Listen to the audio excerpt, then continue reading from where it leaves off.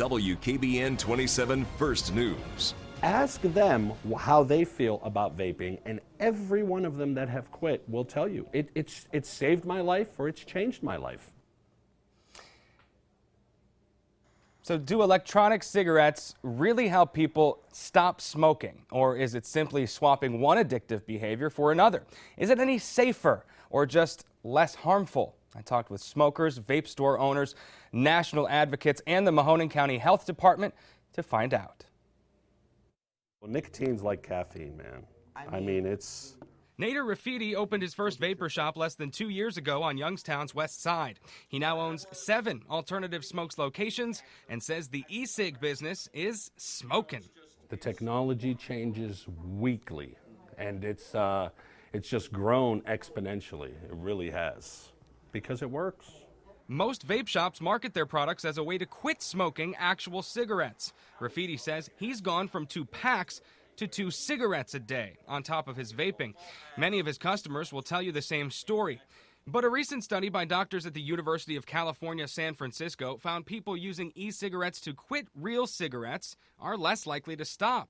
I met AJ outside a vape shop. She told me she's tried the e-cigarette route, but always went back to the real thing. The vaping for me, it didn't work either. I've been a smoker for 25 years. I'm 45 years old and just continue to smoke. The president of the American Vaping Association says the California study only asked people if they used vapor products, not why. The surveys that actually inquire about reasons for use, frequency of use, type of use of product, those studies, not surprisingly, do find that vapor products, when used by those actually looking to quit smoking, that they do help. Rafidi also claims secondhand vapor is harmless.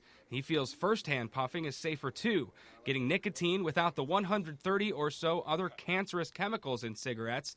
Conley calls it harm reduction. Smoking, inhaling burning smoke into the lungs, is the cause of 99% plus of tobacco-related disease and death. Nicotine is not a carcinogen. Can't wait to hear what the health department has to say about harm reduction. Yes. You're kind of just taking one out of your hand and putting another in your hand. Is that a good way to quit something? Definitely not. Kilbert says vaping actually reinforces the behavior of smoking and lets people get their nicotine fix more often in more places, making it more difficult to quit the act altogether. E-cigarettes can cause respiratory, asthma, inflammation. But Rafidi says he and his customers have never felt better. It's totally changed my health, blood pressure down. I mean, all the non-benefits of smoking have went away.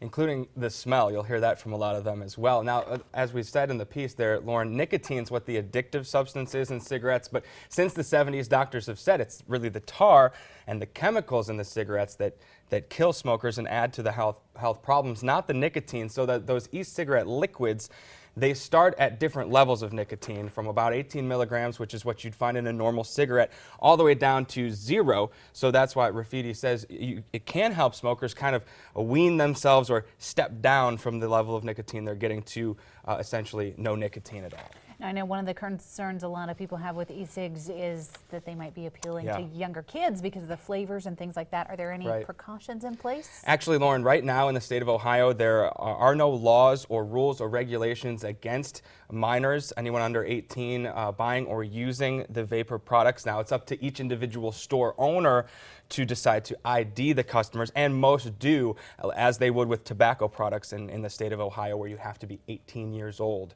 to purchase or use them. That's what I found out. All right, very interesting, and that'll all be posted online if people want another look? Absolutely, WKBN.com. All right, sounds good.